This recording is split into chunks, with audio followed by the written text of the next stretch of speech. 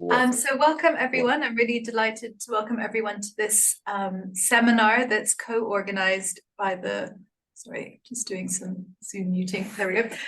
The Wellcome Centre for Cultures and Environments of Health here at the University of Exeter, and also the Shame and Medicine Project, which is a Wellcome Trust funded collaborative award project that looks at the role that shame plays in health and healthcare. My name is Luna Dolezal, and I'm the PI of the Shame and Medicine Project and also a member of the Wellcome Centre. I'm really delighted today to welcome Supriya Subramani to speak.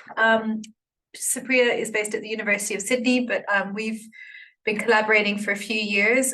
In 2021, we co-organised a seminar series called Respect and Shame in Healthcare and Bioethics, which was a really cool interdisciplinary series that brought a load of early career scholars together with really established researchers working in philosophy and bioethics and other disciplines.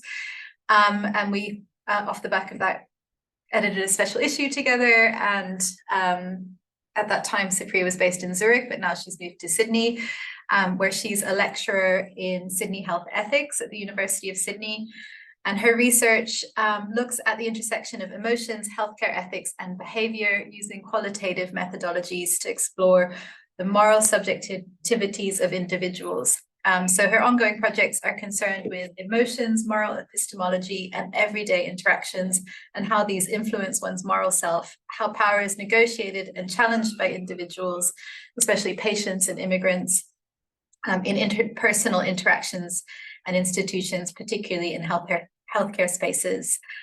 So she's presenting today on one of her projects around belonging, and I'm really excited to hear this because working on shame, I see belonging as like the opposite or the counterpoint to shame. So there's a deep connection between wanting to be accepted and to feel belonging, and negative self-conscious experiences like humiliation, shame, and so on. So I'm very excited to hear this talk. So I'll pass over to Supriya. I'm also in the Zoom, so if anyone has questions as she's speaking, you can type them in the chat, and when we get to the Q&A, we can pick them up then. Great.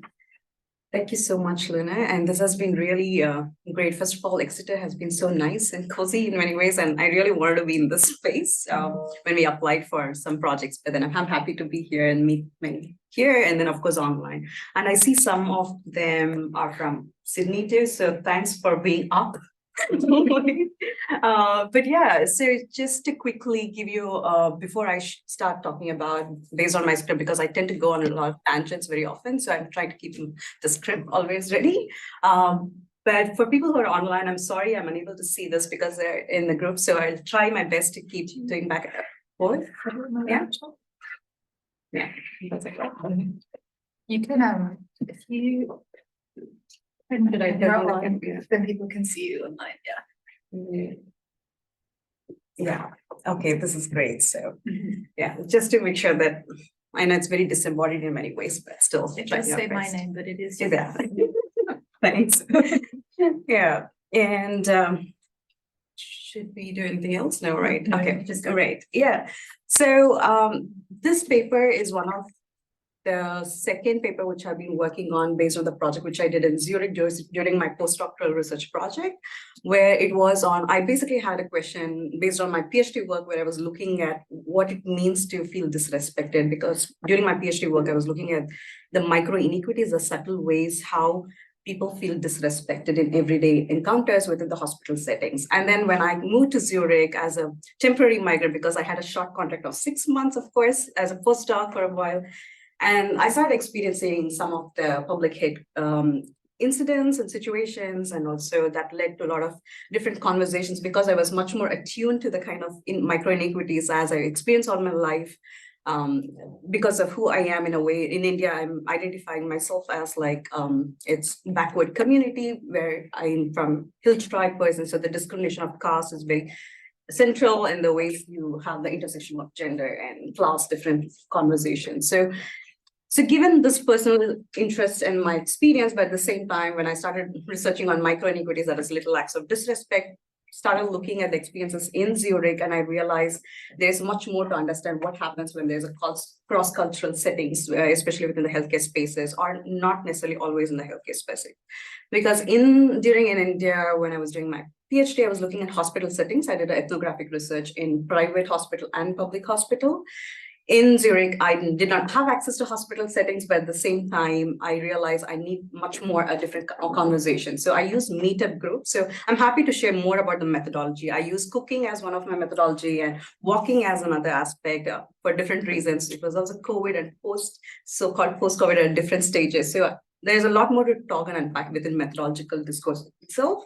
But today, what I'll be doing is not talk about methodological discourse and the questions around how the conversations would develop. But one of the themes which came across when I was asking immigrant women whom I met through Meetup and then those, like friends and acquaintance network basically. So I wouldn't call them participants. It's very strange to call now them as participants. They're basically acquaintances and friends now, I feel. So Meetup is a key thing because the reason it's a relationship based how I interacted and how the conversation went through whenever I was asking about what it means to feel disrespected in healthcare spaces in Zurich, in Switzerland, right? And much of the conversation, never belonging was one of the key word or a theme which never we talked, but then the key themes which kept evolving was the sense of belonging. What do I do? How do I make sure I feel belong in this space? That's how the conversation went. And in this paper today, the title is To Belong is to Feel to Belong. And I'm trying to look through in the conversations within the global health discourse, particularly when there are calls for moral cosmopolitanism. So one can, of course, ask the question, what belonging has to do with cosmopolitanism? So I'm hoping that with today's paper that we can unpack a little bit, or at least I try to unpack myself what it means to these questions. So as I'm writing, I was preparing for this talk, I wrote this kind of a tentative draft paper. And of course, we all are experiencing collective mourning and grief, which is of course witnessing violence, genocide against Palestinians, Sudanese, and Ukrainians. There is numerous dignity violations, but it has been going on forever in many ways in different parts of the world. But right now we're constantly witnessing this. And it also asks, with the diminishing optimism for certain ideas of cosmopolitanisms or solidarities as wars and genocides continue to escalate globally alongside a persistent rise in authoritarianism in different conversations, where borders are increasingly becoming porous for select elite, while with raising neoliberal order and then chauvinism, the border becomes fortified for many. So with this background, I critically question the normative role that embracing the idea of liberal cosmopolitanism within the domestic realm. Here, that's the reason why I'm picking this is much of the conversation in global health and migration health discourse within the larger space of public health ethics and bioethics, they're using the framework of cosmopolitanism, moral cosmopolitanism, to the domestic realm within the Western Europe context. So that's the reason why I'm unpacking here. And before I go on to just briefly unpack how I think about cosmopolitanism, especially the framework which the scholars are using, what moral cosmopolitanism they are using, I just want to read out a quote from one of the person whom I interviewed. She's from Zimbabwe, who is it's been like 6 months she was here, and she had an incident with one of her healthcare situation, and then she had a lot to share. And then one of her quote, so I read out her quote: "When I walk or go out for shopping, when I meet people in uni hospital, I know that gaze. Well, our bodies give away us as Auslanders, isn't it? Auslanders in Zurich or Swiss German is foreigners. Not for them." So basically here she's referring to predominantly white bodies or white dominant, white passing bodies. So not for them, that matters us to be there for each other. So the conversation, the whole unpacking is like how she connects with herself and also with other immigrants around, and what does it mean? So that was one of the conversation contexts. For me, this quote best captures how Black and brown migrant bodies are exposed within the white dominant space, and how the othering experiences reflect our corporal vulnerability, which allows an embodied migrant to connect and also create a sense of belonging, or what does it mean to even belong in these spaces. So in this context, of course, as I said, talking about moral cosmopolitanism, I'm sure we all know this whole the Diogenes declaration of I am the citizen of the world, right? Much of the philosophical discourses starts with, any discourse of cosmopolitanism starts with that, the Anglophone context of I am the citizen of the world. And there is, of course, a lot of literature after the whole understanding of who is a citizen or who is a global citizen, and especially within the post-colonial scholars like Kwame Anthony Appiah or Sheila Ben Hebb or Stuart Hall or many other scholars, like even Iris Maron, like have unpacked in different ways and questioned the ideas of cosmopolitanism and critique the liberal framework. So, which I would not do in this paper, which is something which I would rather take it forward and learn from them. So, so for me, much of the historical and contemporary ethical and political theories of cosmopolitanisms carry a moral urgency, right? Like there is something that we need to come together as a global citizens, and we need to be there for each other. So, and at the same time, I do acknowledge, like for many, colonialism is an experience of displacement, while territory and borders, essentially land, becomes central to the discourse. For others, nationalism is not necessarily tied to place, which because it's, of course, it's also a desired imaginations. For example, people who move, it's not necessarily with a place, but it's also with imagination, memories, and histories. So the desired imagination of identities that assume a certain idea of static culture and national identity. So one can question. So it's not necessarily always in the oppositional ways of thinking. So I do acknowledge the culture and identity is not static, and it's always, it's dynamic, and we can keep thinking within even every context. So across emerging works within the theory of cosmopolitanism, one can see the revived optimistic possibilities of justice, and that's where the context of global justice or global health spaces when they talk about cosmopolitanisms. So for me, in the discourse on global health and global justice and health discourse, especially in the public health spaces when they're talking about migrant health context, some scholars advocate for the consequentialist cosmopolitanism. There are so many variants of cosmopolitanism. There is a rooted cosmopolitanism, there is a visceral cosmopolitanism, corporal cosmopolitanism.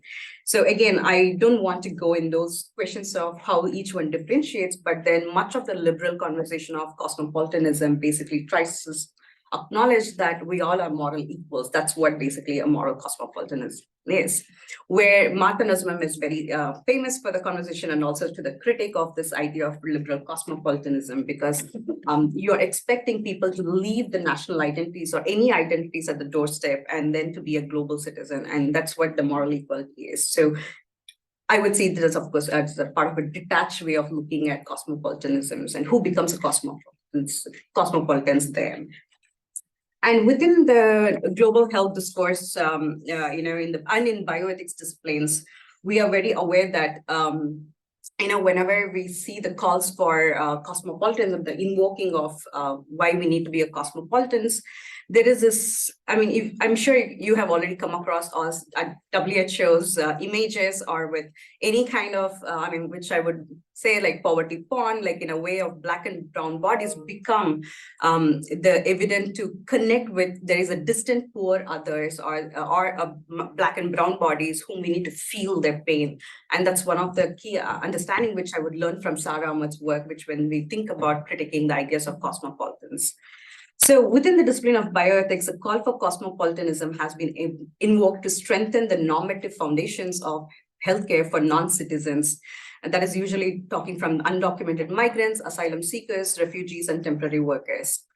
So a group of scholars from Europe, Australia, and USA convened at Brochure Foundation in 2013 to discuss ethical issues related to different migrant groups and health. That was one of the key themes, which was in 2015.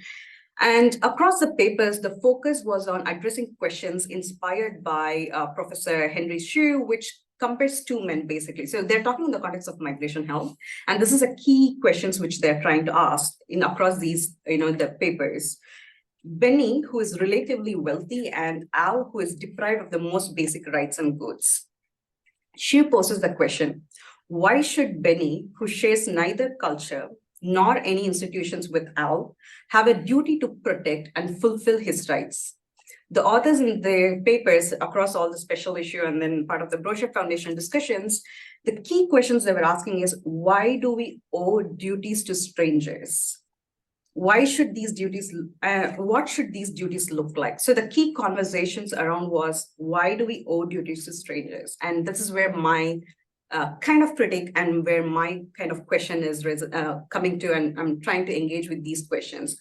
I'm thinking basically that before I move on to unpack how I talk about belonging, the question which for me is, when people are asking, why do we owe duties to strangers? What kind of underlying emotion or an aspect or affect which is playing in these questions. And I'm thinking a person who has went through border violence, like living through the borders, who have acknowledged the borders as a part of their everyday experiences of border violence or border policing in many ways. If I'm sitting next to a person who is a refugee, and would I be asking, why do I owe duties to you as a stranger? Is that the language which I would be even asking the question? And why? And this question is for whom and by whom, to with whom? These are the key questions which I'm thinking through when I'm understanding the larger discourse within global health and also within the bioethics spaces. So we are aware of how emotions become central to our everyday lives, whether it is within our intimate relationships, of course, and in the cause of cosmopolitanism within health, one can see how emotions that produce stranger with a sense of anxiety, with a sense of uncertainty, with a sense of fear, and sometimes even with the empathy for the distant poor, right? I mean, there is part of the thing is also, and there is an aspect of empathy playing in there. So through the bodies of others, citizens of the world, or a sense of global communities perceived or created. It's through the emotions such as whether it's shame, indignation, or a pity or a pain of others or distant migrant bodies, the calls for justice and visions of cosmopolitanism is very invoked. So the migrant bodies or other bodies are both felt and read within the normative discourse as well as in everyday encounters as us versus them, with strangers versus the citizens, or compatriots versus non-compatriots. But this is in the context of cosmopolitanism, and that's the problem for me, like how when we think of we are all moral equals, there's a language of there is a division of, and there is a hierarchy of who belongs and who doesn't. So the underlying assumption of cosmopolitanism in the dominant discourse within migration is to empathize with the distant poor or with the strangers through the feeling for the others. So as we have witnessed many global institutions, as I said, with the images or with the conversations and within the normative discourse too. And as Sarah Ahmed captures perfectly, I quote her work, where through the appropriation of the pain of third world bodies, the global citizens comes to feel their pain as its own pain, as a condition of that citizenship, that consciousness of vulnerability of all bodies, the potential to be heard.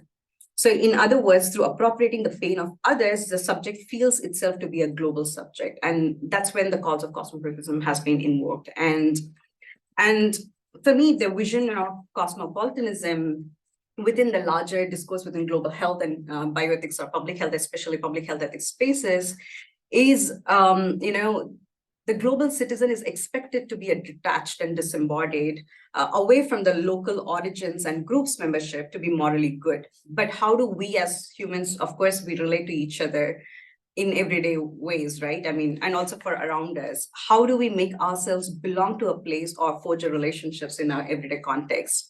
How do we make meanings and connect with each other? So in what ways do we shape and are shaped by the world we live in?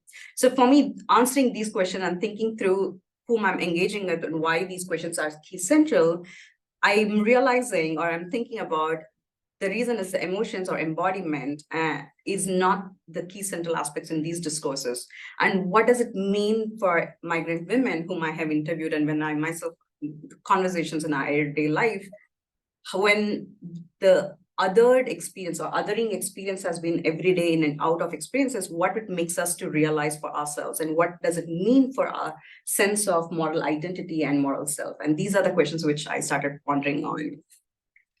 So my hope by contextualizing, before I move on to the idea of belonging and the sense of belonging through immigrants' narratives, like which I'll be going into soon, is that in the calls and visions of cosmopolitanism in the current normative discourse, who becomes the global citizen, or who becomes a cosmopolitan, and who are not the cosmopolitans? This is a very key theme which runs through. That's what I really want to highlight in our conversations when we think about cosmopolitanisms. I don't mean one cosmopolitanism, that's the reason it's cosmopolitanisms. So having this in the background, what I would like to illustrate now is how lived experiences influences one's moral self and interactions migrant bodies have with others, and a feel of sense of, the aspect of feel. I think that's where I emphasize about to belong is to feel to belong.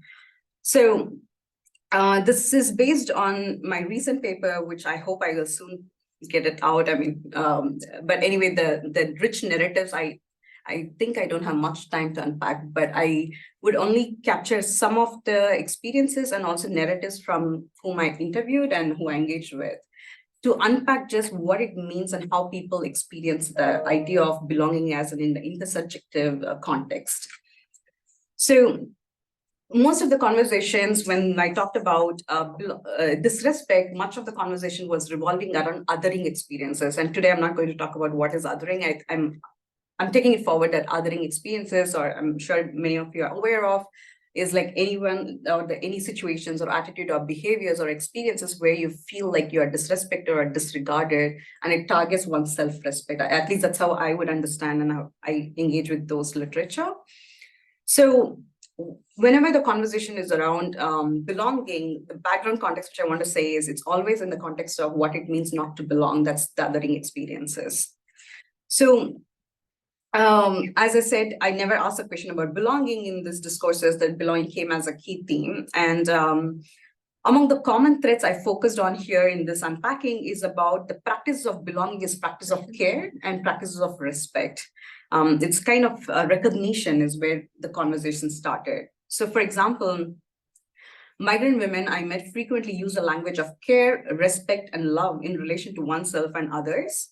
So emotional care and material support were the primary focus. For example, one of the person, her name is Pema, which is, of course, I have used a pseudonym, said that he, I quote, that is basically a friend's husband she's talking about. He had some accident and no one was there to help her and to keep her shop open. So I just was helping her out.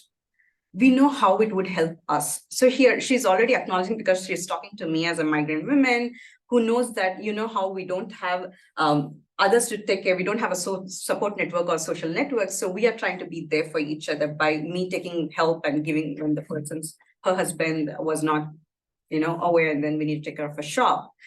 So in most of healthcare experiences and narratives, suffering, care, and belonging are intertwined. It's not necessarily, it's always like, of course, you know, an isolated way. So the expert below best captures this intertwined aspect of belonging, I think. So Mani, who is a 42 years woman, who basically said, well, when we take shit, we know how it feels. So you should make sure we respect each other, but a bit of love, a bit of care is also needed for all strangers like us too. So it's an interesting way the strangers, on one hand, in the cosmopolitan framework, the strangers, I see it as like an us versus them. Here, it is used as a way like another Black and brown migrant bodies has become a stranger. So we need to be there for each other kind of a conversation. And I really like this quote because the bit of love, a bit of care, and a bit of respect, which captures best what it means to feel a sense of belonging, but also to be there for each other, right? So in all these conversations, it was observed that that when one felt like a foreigner, or this made foreigners connect with each other as foreigners, or like Auslanders, which they use very regularly, turning up and spending time with another friend or acquaintance is a way of feeling connected and caring for someone else when they were discussing their healthcare needs or expectations, because it's part of this larger social network and community. So one participant, a person who said, basically Kannagi, who said, we all are dealing with these Auslander experiences here. Sometimes we laugh, sometimes we cry, but we are there for each other. I just made sure I turned up for her and spent some time during visiting hours so that she feels someone is there for her and cares for her. This is in one of the contexts of her husband was in the hospital and no one was there. It's just to make sure you visit and show that someone is there around for her. So she emphasized the importance of being there for each other through the shared experience of being abused by their bosses. So this is, again, this person is a person who is cleaning and then who had to take a leave. And she basically was taking a turn to help her friend. And then she said, I replaced her duty for a few days as she was sick. Her boss was so mean. I feel her pain now when she used to say, so even though I experienced it, that guy was worse. I mean, basically, it's telling a lot of stories of how their shared understanding of how one person who is a boss is like, you know, who is not really respecting and acknowledging, but I feel her pain. So it's also the conversation, the feeling the pain is one of the key central aspects, but at the same time, trying to be there in the same aspect of trying to look after for each other. So, well, then what can we do, right? Other than being there for each other. So she was asking me that kind of a rhetorical question in these conversations. So in this context, the ethics of belonging, I mean, which I say in my earlier paper, which I'm not going to talk about, but in a way that belonging is a space where we are trying to be each other. I'm going to talk more about how I understand belonging especially within the aspect of affective disposition. But then what I mean by ethics of belonging is like, it's not just about practicing belonging as to be there and then like caring for us or giving a time or even providing material support, but it's constantly an interdependent and how we are constantly are related and acknowledging that we are interdependent and we are practicing everyday ethical life. And that's what I want to capture that as ethics of belonging. So to feel a sense of belonging, I would argue that it is not just an emotional state of feeling of safety, but also an ethical imagination where one makes sense of one's relationships with others and also has a strong desire for recognition of oneself and others to create a moral and social space of belonging. At least that's how I'm trying to understand and think through. So belonging as an ethical imagination demands us to think about the kind of moral world we want to live in. And by this, I think, of course, learning from Sarah Ahmed's work and also bell hooks, which I'm very much influenced by, where there's this idea, the transformative possibilities which we can practice in our everyday encounters while resisting and, especially the dominant oppressive norms and values within the everyday context. So influenced by bell hooks, I understand ethics of belonging to be a practice situated within an emotionally charged everyday social setting that recognizes embodied self-other relationships through respect and care practice. And this is one of the, Merleau-Ponty's like phenomenological tradition acknowledges larger intersubjective space, which we all hold and live through, right? But especially within the bell hooks works, the idea of freedom is very central. Like in order to feel that you feel belonging, we also need to be free with the way we can connect with each other and also not feel oppressed or not be, constrained with the way we share our emotions, whether it's anger or whether it's humiliation. How do we acknowledge and share with each other? So the ethics of belonging provides a powerful insight into how self, others, and structures are intertwined and is practiced in our everyday social reality through the value of recognition and vulnerability. I think that's very central. Like the recognition is very central, I think, for the belonging, to feel a sense of belonging. And of course, whenever we feel the shaming experience, like othering experiences, the key thing which is targeted is like we are not feel recognized. So in order to feel belong, I think that's where the recognition becomes a very central aspect.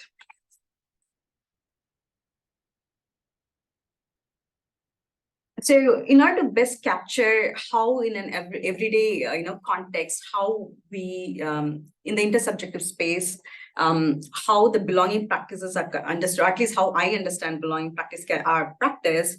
I thought this is one of the incident which, rather than incident, I would say it's like one of the conversation. I was cooking with a person who is from Kurdish background, and so I thought I'll just share with you how I understand this aspect of ethics of belonging or the intersubjective is playing in.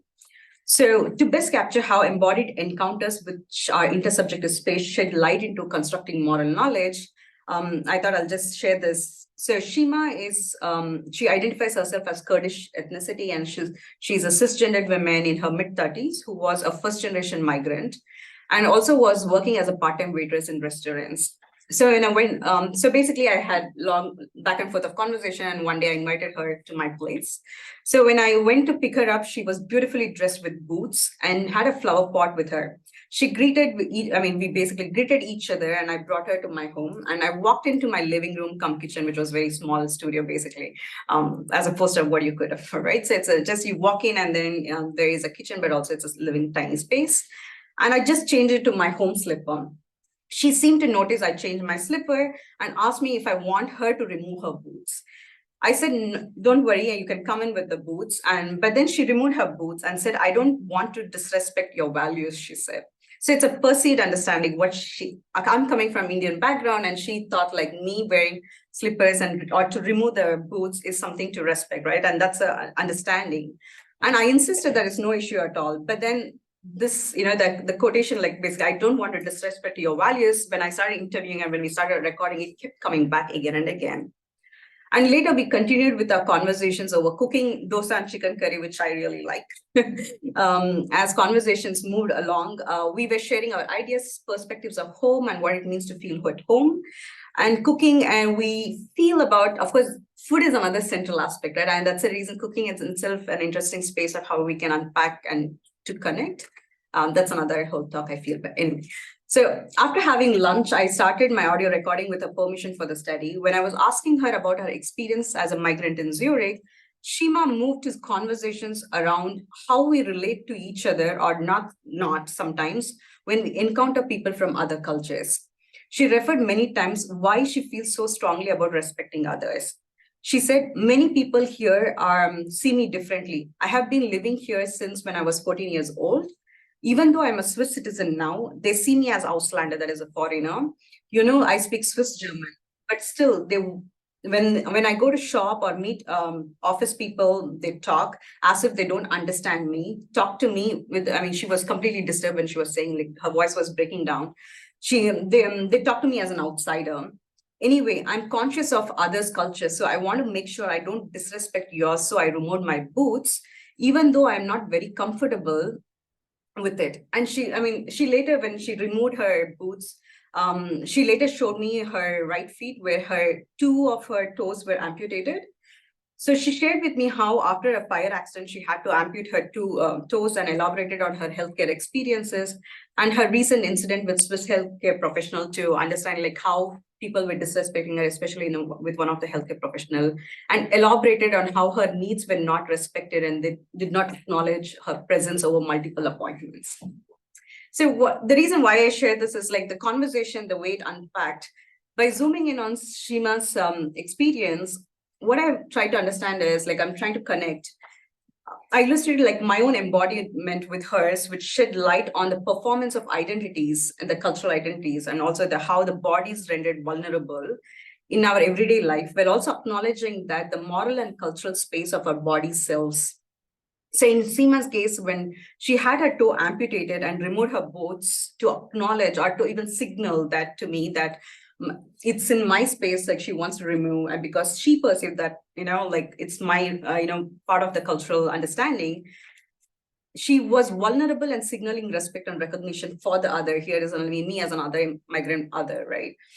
This encounter illuminates, at least for me, that there's an intersubjective space where the intersubjectivity doesn't mean both participants, of course, will have the same embodied experiences or our understanding of the given situation.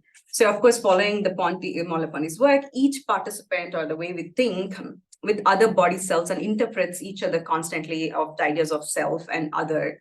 So when intersubjectivity is understood as reciprocal instead of opposing, self and other become entwined, right? So, and then intersubjective experience is based on our relation to others. So, which is again, it's nothing new, but then I'm trying to unpack how that depth of what it means to feel a sense of being vulnerable, but also trying to connect with each other and respect other person, or at least a perceived notion.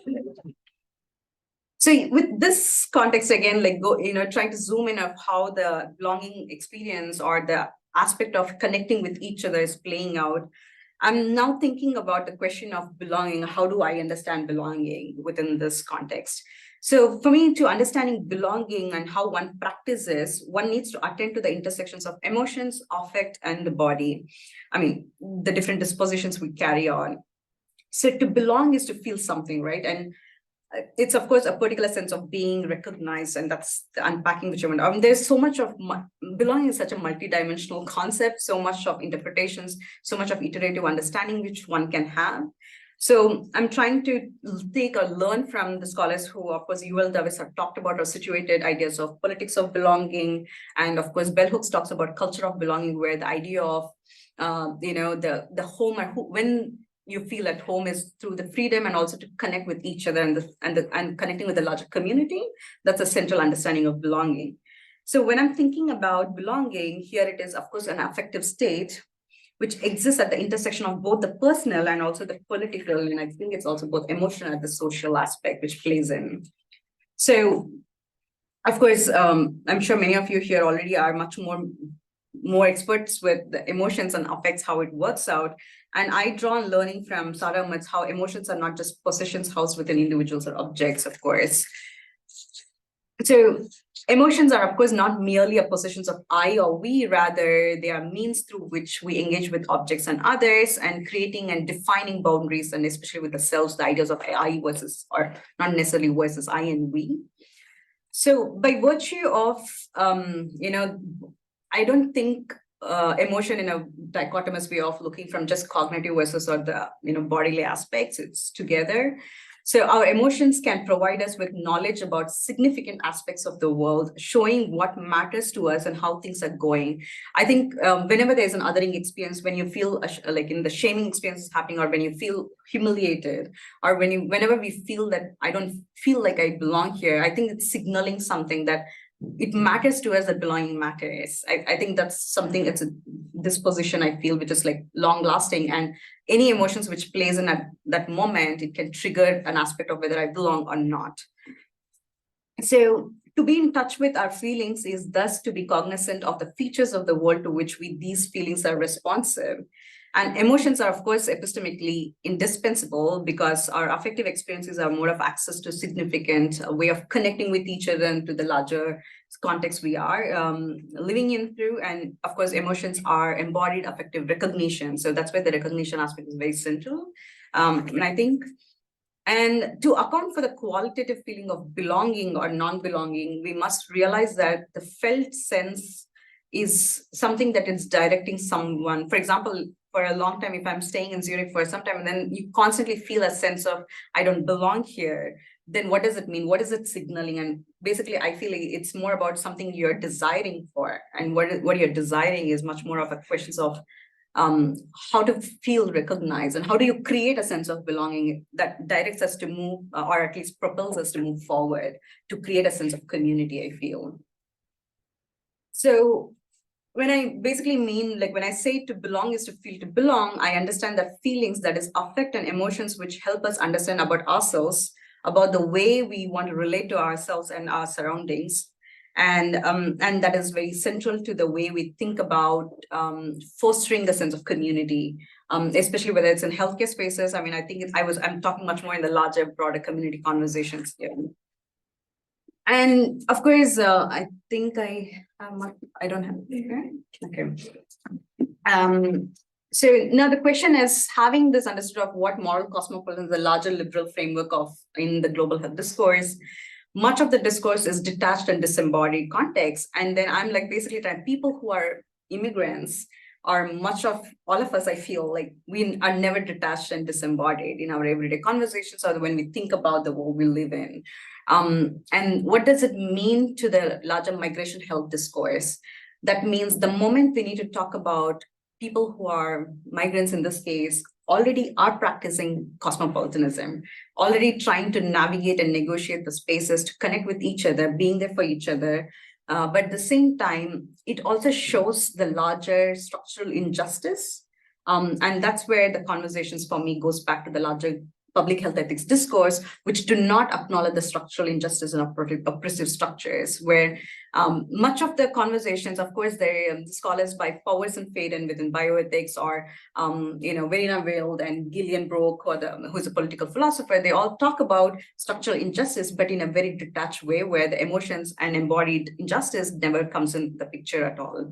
So that's where I'm trying to have a conversation. What does it mean when the moment we acknowledge this? So basically what I'm trying to say is, influenced by, of course, larger works, I'm also interested to see whenever I talk about respect, I also draw learning from Axel Honneth, who is one of the philosophers who works on disrespect and engages with the social aspect of respect within everyday conversation, but also as a political conversation, as a social disrespect, what it means. So taking forward these learnings, I feel like I said that ethics of belonging is a practice where meaning and values are manifested through the interconnectedness of relationships, through acknowledging moral recognition and embracing the difference of others, that is, the difference of persons within everyday encounters.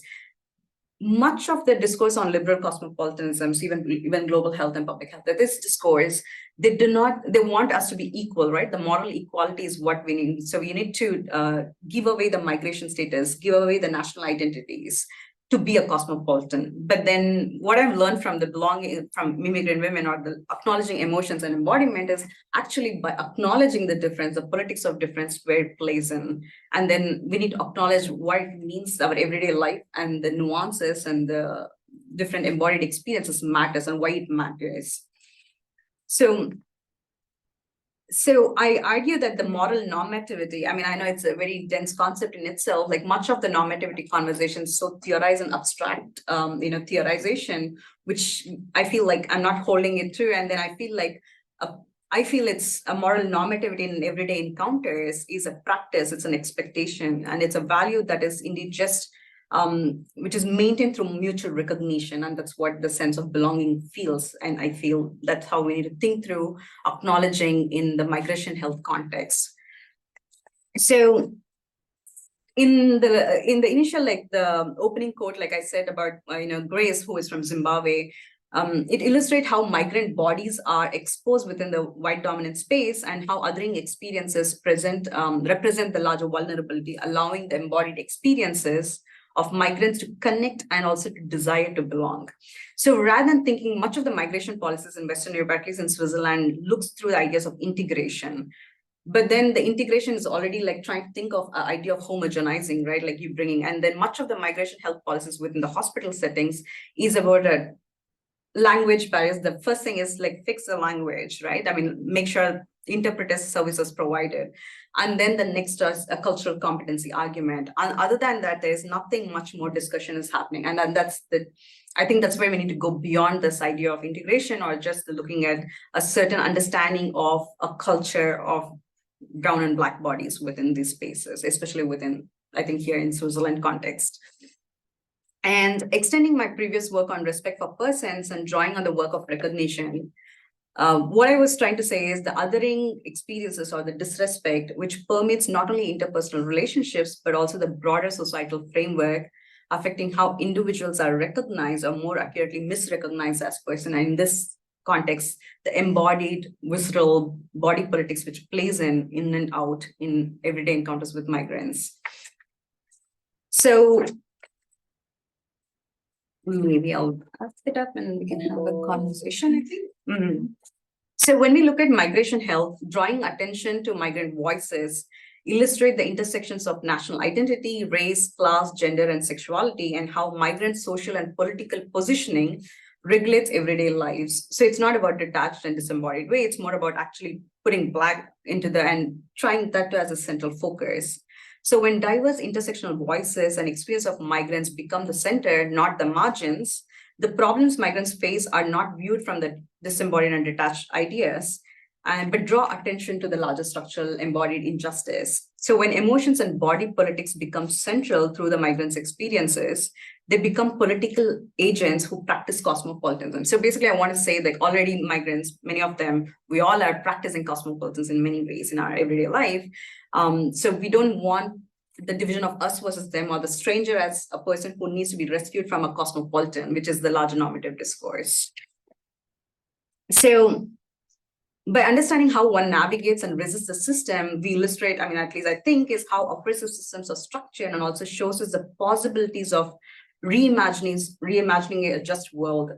So Ulrich Becker, I mean, I'm sure many of you already know, a prominent sociologist who talks about to belong or not to belong is a cosmopolitan question. And based on my work, of course, I'm trying to, I hope I showed and illustrated, and listening to narratives and stories of migrant women, to belong is to feel to belong. And certainly migrants and exiled bodies are already practicing belonging and feel not belong in various ways because of the larger structural injustice, and which is a border violence in many ways. The calls for visions of cosmopolitanism within normative discourse need to recognize affects and emotions and lived experiences, as it is illustrated in the larger discourses within the structural injustice.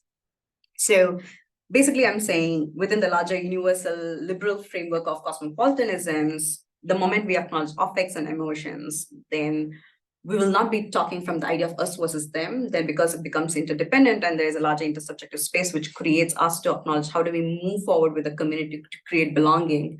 And that means really engaging with the structural injustice. Yeah, thank you. Thank you. Yeah, thank you so much for that. So we've got this seminar goes till 2:30, so if people can stay around for discussion and questions, we've got plenty of time for chat.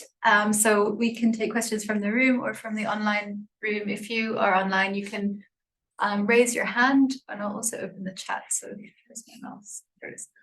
I'll open the chat so I can see it too, or write your question in the chat and I can read it out. So yeah, any questions or comments for Supriya?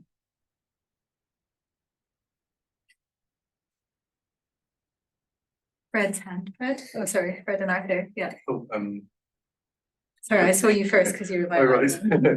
Yeah, that's really, really interesting. Thank you.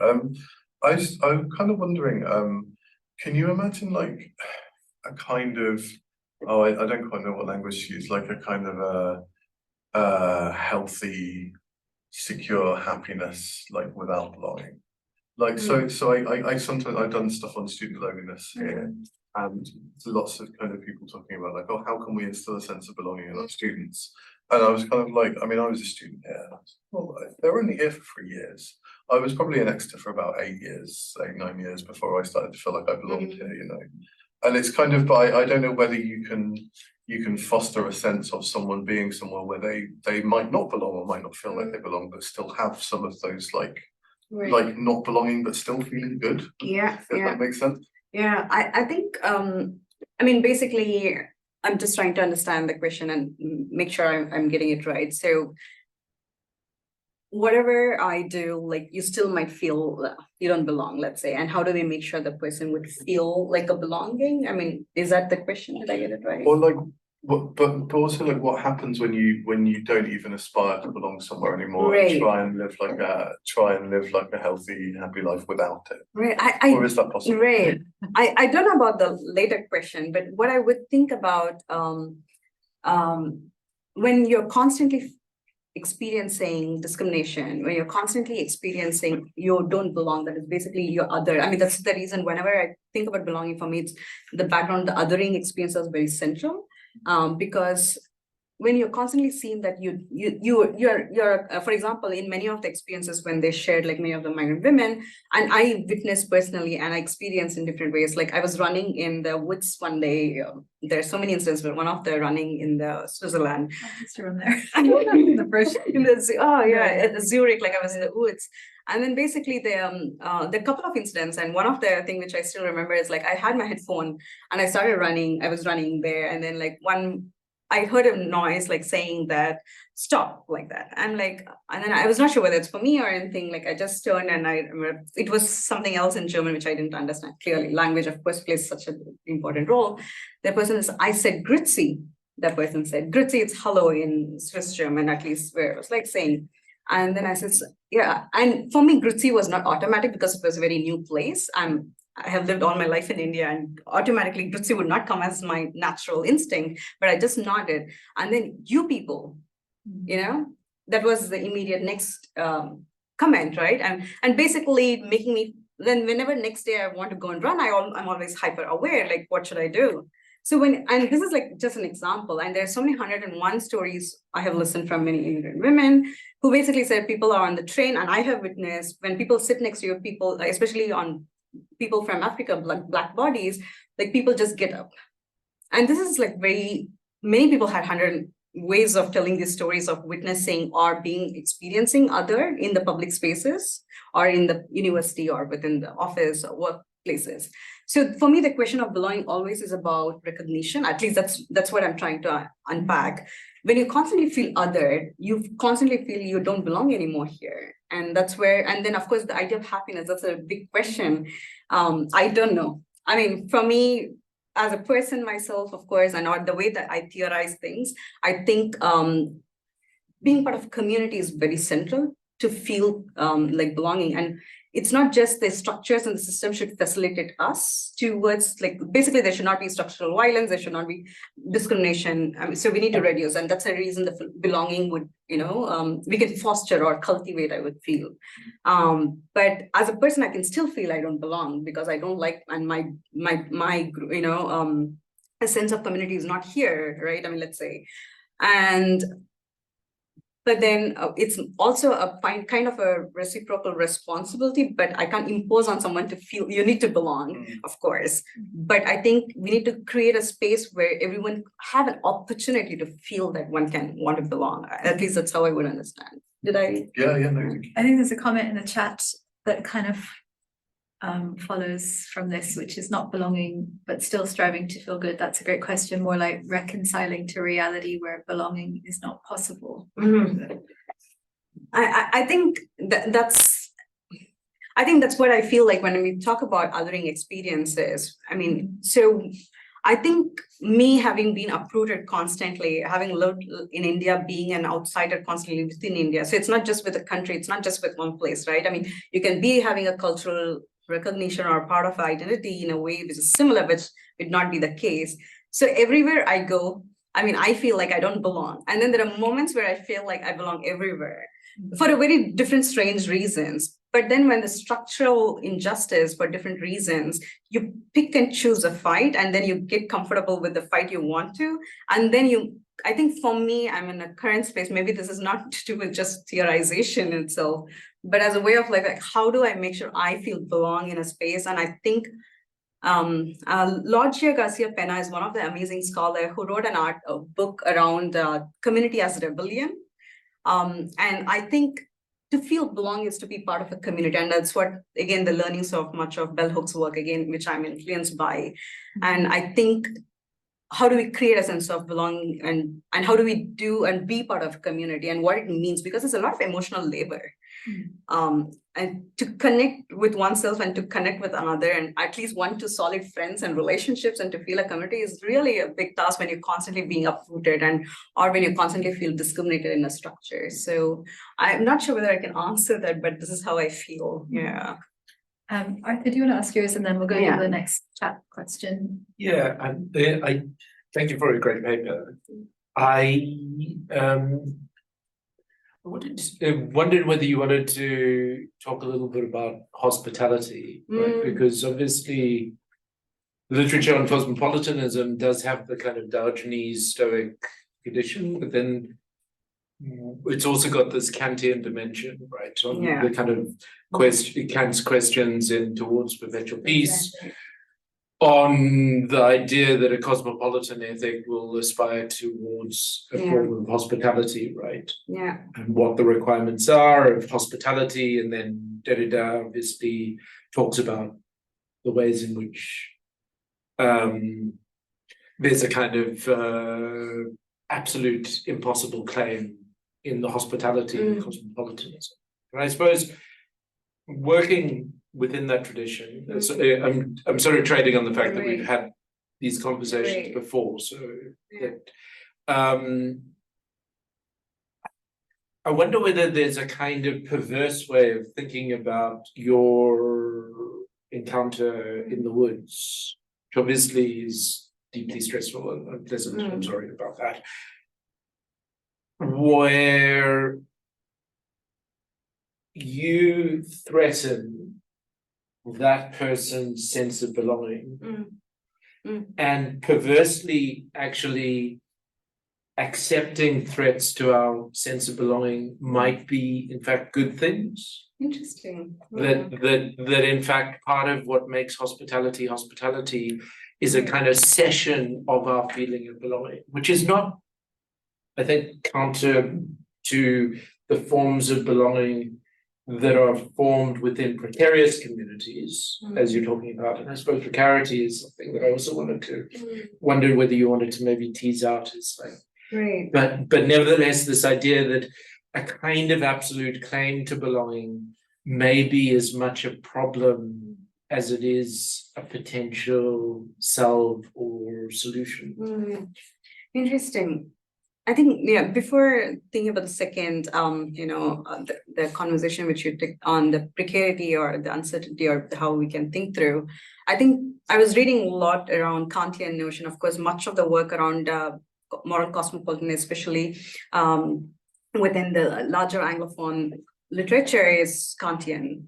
And the notion of conditional, for me, it is a conditional hospitality, because already, I mean, I was reading some of the sections of physical geography by Kant's, lectures, and then it is filled with, I mean, I'm sure it's filled with racist, remarks of who is basically a human and then who is not. I mean, so any Black and brown bodies or non-Europeans are actually not welcome, but then the hospitality, the converse, at least this is my understanding and reading of literature, works when the person from Europe that is with the colonialism, I think the colonialism is part of the story of hospitality or perpetual peace, because here the European who is going to other lands and they need to be having the perpetual peace because you're starting to engage with some other people, right? Other people.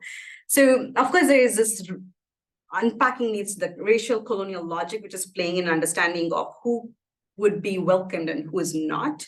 And again, the idea of European Union and the UN understanding of cosmopolitanism, which continues even now, we already know how that politics is playing in.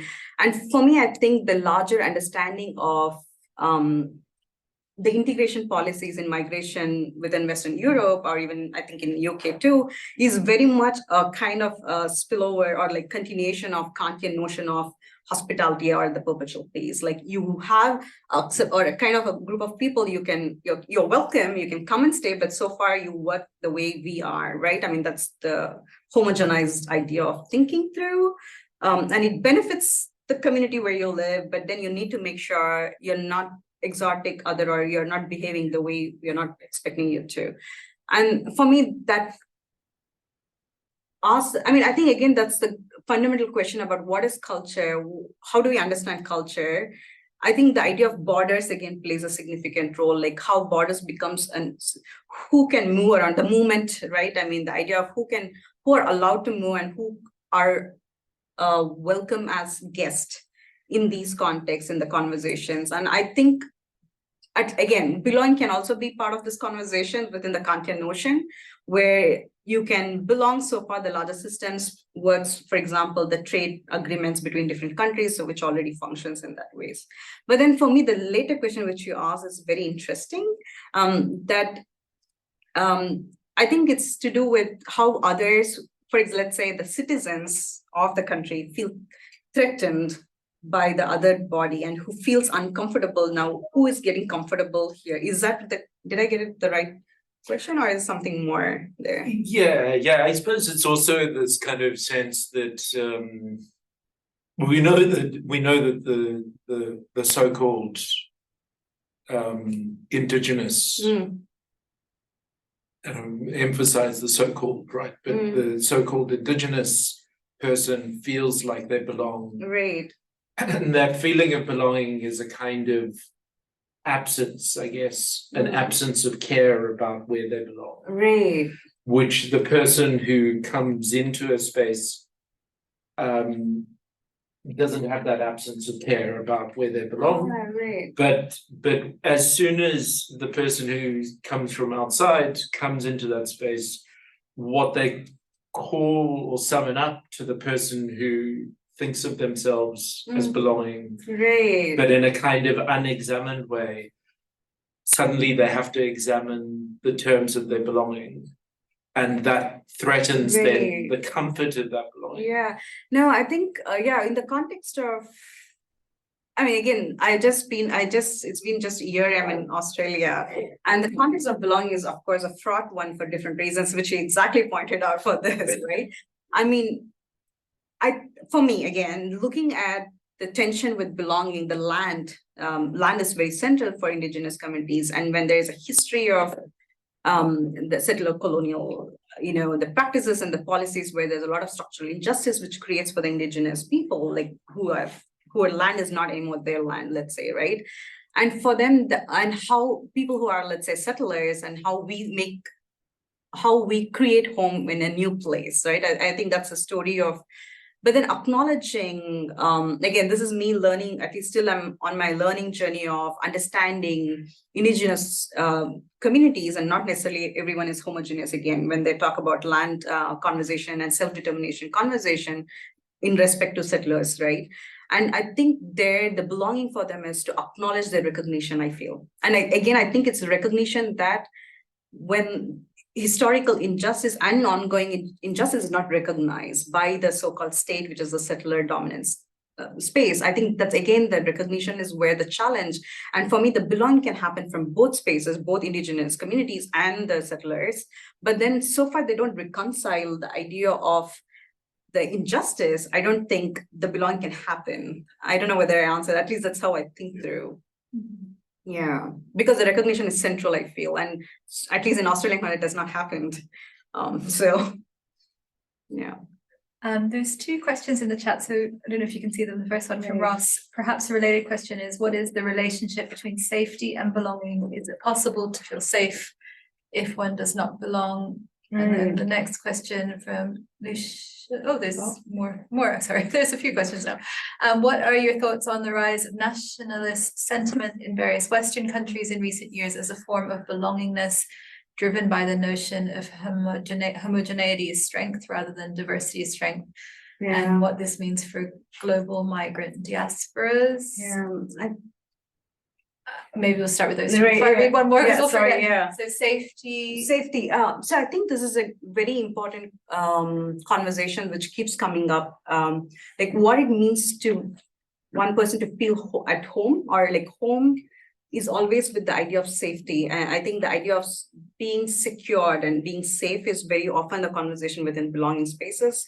And I think I almost use belonging as the larger umbrella term for you need to feel at home or feel safe, but at the same time that safety doesn't happen when you don't recognize another person. Again, I think that for me, that somehow the recognition aspect with, for example, if a family is violent, let's say if my parents are violent towards me, have been abused, and we never feel it safe even within our own home.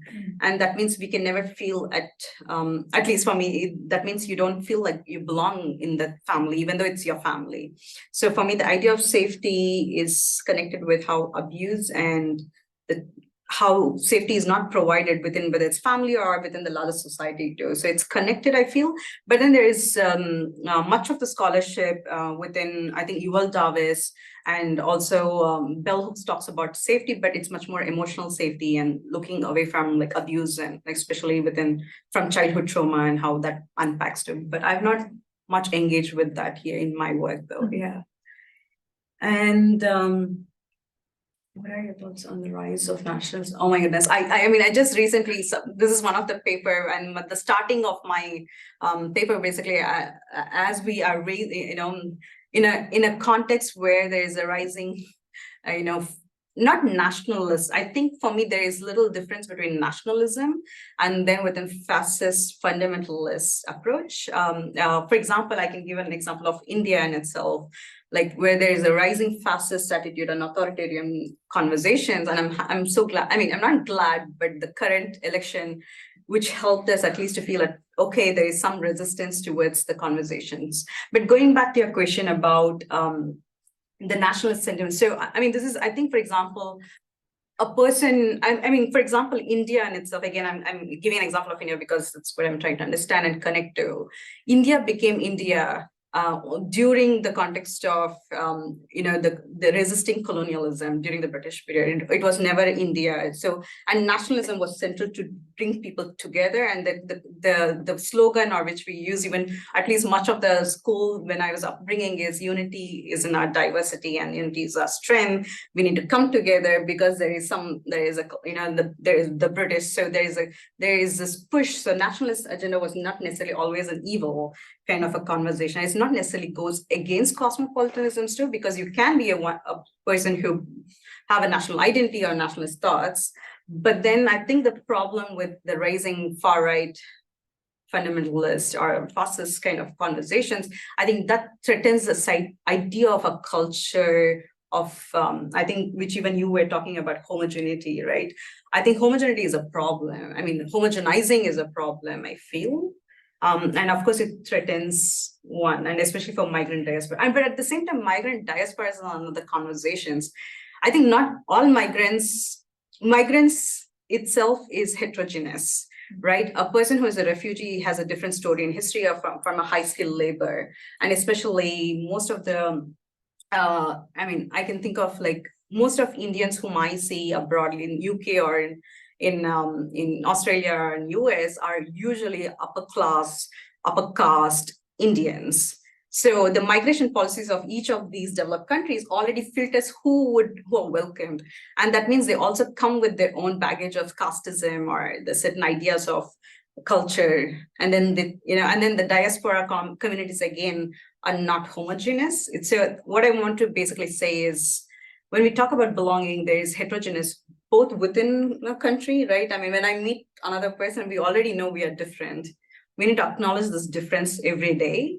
So how come suddenly another person, we think a migrant as a homogeneous community and not acknowledge the difference within each one of them? So I think as a system, we need to be thinking through that heterogeneous way of thinking, I feel, yeah. And Rosie, do you want to ask your question and then we'll go back to the online room? It might be asking for a clarification of what you've already said, or it might be extending it a bit. Depends whether I missed something. So I picked up a really clear contrast between the kind of abstract, generalized, attached, but actually normative and exclusionary version of cosmopolitanism, and something more effective, embodied, practiced, mutually interdependent. So the question is the kind of abstract version something that is visible in everyday encounters? Does that present in hospital settings? Does it have an effective style as well? Or is that just an idea which is never actually embodied?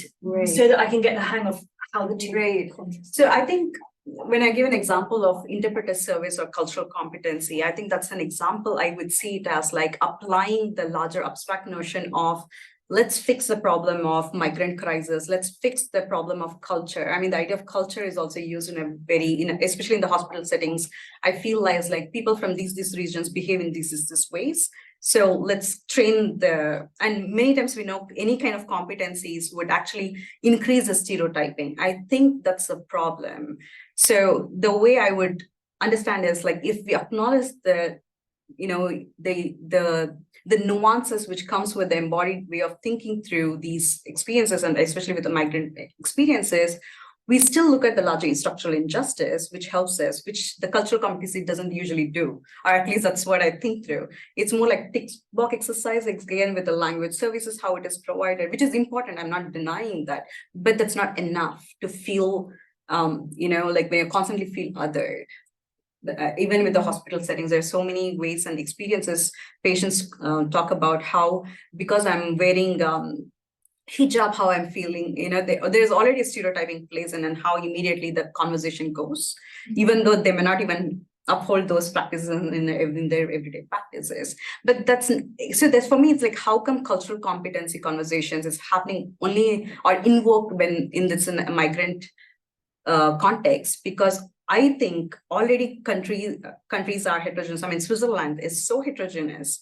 It's so complex and nuanced. And how come whenever there's a conversation with migrant, you suddenly want to fix it by these trainings? I mean, I don't know. That's something which I'm thinking through. Yeah. Does it help? Yes, but I think we should talk more. Yeah, there is, so let me scroll up to Yakubu. I like how you describe belonging, and it would seem it's driven mainly by an external threat, affect, feeling cycle of events. Where does this leave hidden mechanisms within the outlander? That is, individual perceptions, rationalization, personality traits, and cognitive processes within the one who has been aggressed. Just read this through.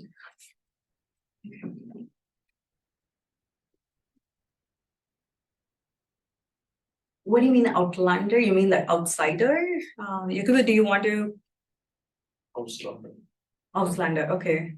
Individual perceptions, rationalization, personality. So I'm just trying to understand the question. Are you asking me, thinking from the point of there are different experiences by people, the way people receive that? Like, for example, a person, I might, let's say if as a migrant myself, but then compared to another person, when I feel humiliated, I might receive it differently from another person. Is that the question? Hi, Supriya. Yeah, sorry, I'm not putting on my video. It's quite late here. Thank you. Yeah, I think in a way you've answered my question already in responding to the earlier conversation, really trying to unpack the fact that causality is not just linear. So the starting point has just been the external stimuli of othering. And sometimes there is a context that, precedes that external stimuli. And that's, I don't think I have an answer to that. I'm just perhaps trying to glean more from what you have learned. Right. We're talking about people who have transnational experiences, and this already sets the context to engage with an external stimuli. And there is a danger of putting too much responsibility on the one that has been victimized by going that way. There is no justification for an othering experience, and this is not to excuse it in any way, but just trying to get a sense of this non-linear, very messy causal cycle of events that it's not just, it doesn't start and end at the external threats. There's a lot more going on, which I was hoping I'll get to understand, and perhaps you're able to unpack a bit more. Yeah, thanks, Jacobo. No, I mean, I totally see your point. I think it's true. I mean, and again, goes back to the questions of marginalization. I feel like for me, like much more of people with histories of structural discrimination, when you're receiving, you're already attuned to this and immediately you get triggered, right? And that's a reason why it becomes important for, especially because people who, especially migrants and asylum seekers who went through a lot of much more structural violence or border violence, we need to think through and how do we make sure the structures are helping them to facilitate the conversations, whether to feel respected or to feel belong. And I do agree, it's not necessarily, it's always one way.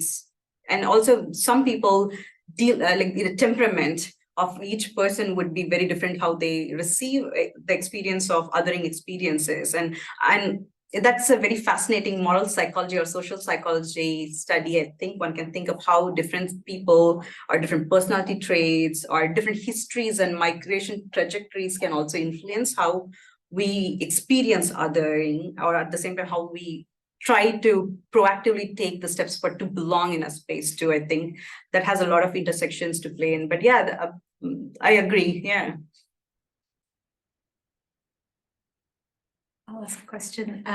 Yeah, I mean, I kind of on that, I think what I was thinking, just to follow on from that one, and then I'll ask another question, is like the kind of chronic stressors that people experience when they have constantly marginalized or othered, and how then there's a kind of structure of like coming to anticipate those experiences, even if they're not in reality happening. So you anticipate that sort of treatment, and experience that sort of treatment, even if it's not what's actually being enacted in an intersubjective encounter.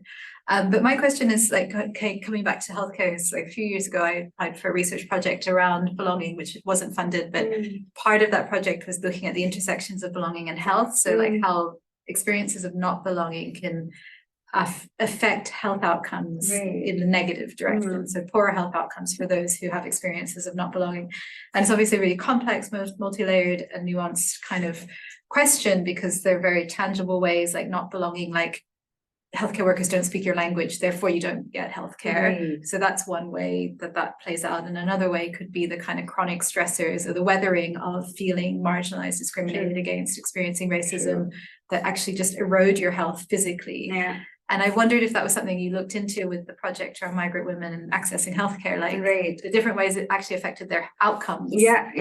So I didn't look at very much health outcomes, but then there's a lot of narratives around, or the conversation, the stories which they were sharing, like how for example, I remember this one person who is from Kenya who was sharing about, she had severe acute kidney pain, like the pain was happening, and then she went to the immediate university hospital to get to get whatever the pain go away.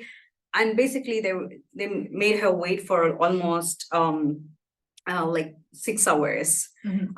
And so when she was telling me the stories, it's clearly that like I am seen as an outsider, the whole conversations of they're not acknowledging and they're not recognizing my pain. And then the whole conversation was playing out as like they were in disbelief, because the nurse who was in charge, who was having this conversation with this person, was basically asking, I don't believe you, you're coming just for second opinion. So basically it was more of disbelief, like her pain was completely disregarded.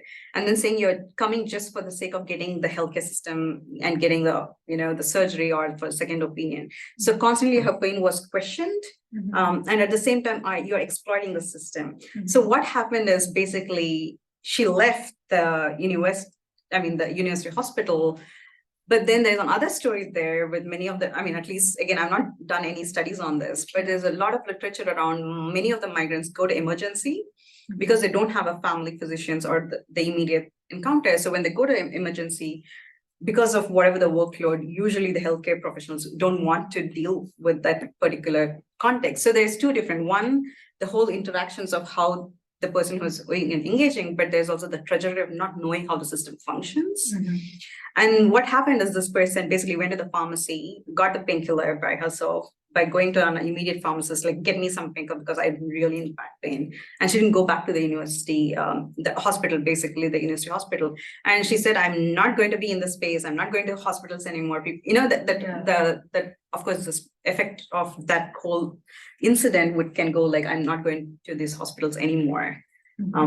So this conversation, so I have not done in my study looking at exactly health outcomes, but the stories were very clear that there's a clear outcome of who gets access to what and how it is dismissed, I think, and also how it is prioritized or not prioritized.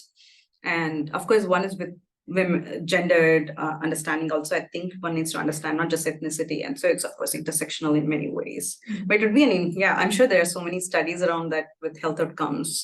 I mean, I did look at loads when I was doing this research. But with belonging, I have no idea, because much more of conversation plays in within the larger,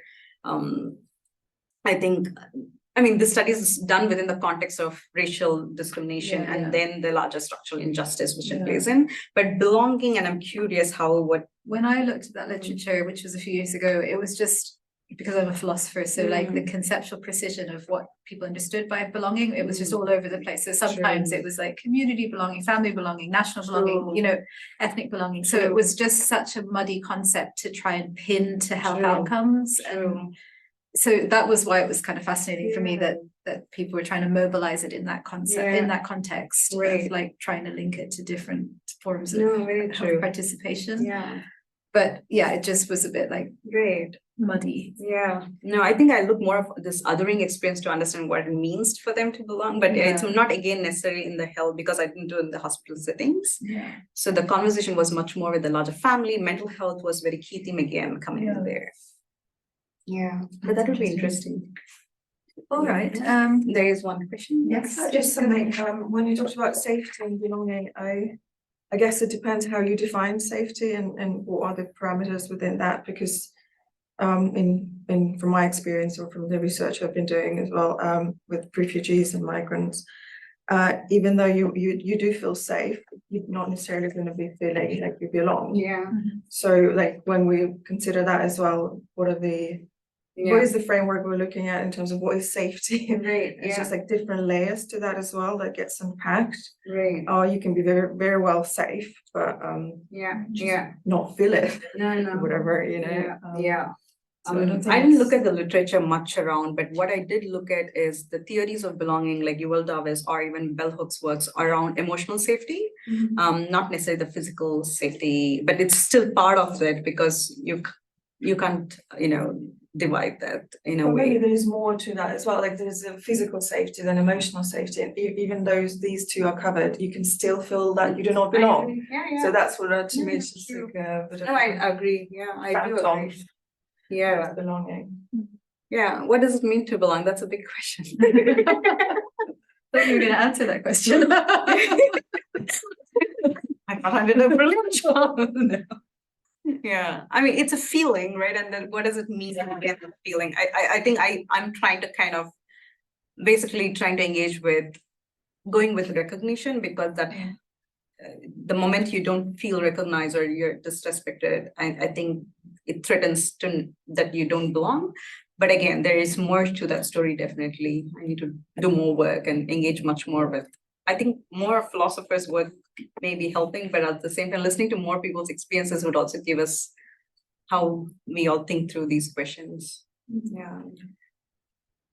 just a final comment. I think when I was thinking through belonging before, it's like the question is, what does it feel to belong, is really hard, because I think it's like it's only in its absence that you have the affective dimension, because it's a kind of tacit ease that you have. The absence of belonging is what we feel. And I think when you said like one of the things that characterizes not belonging is this kind of longing for recognition and acceptance. So there's some So then the belonging sometimes might present like relief.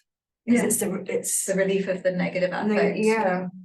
And I think that's where the othering for me is always a constant in the backdrop when I think about so I think othering is where it leads to the idea of recognition, and recognition makes us to feel a sense of belonging. But how do we feel belonging is like I don't know, it's $1 million question. So we've got just a couple minutes left. Are there any final questions or comments? You've had some just appreciation in the chat that you can see there. If not, I might wrap it up and just if you join me again in thanking Supriya for her talk and this wonderful discussion. And this has been recorded, so if you have any colleagues or friends who might like to hear the talk after, we'll have the link to it on our Shame and Medicine Project website in the next week or two, so it'll be available to watch after. Thank you. Thank you so much for being here. Thanks. Thank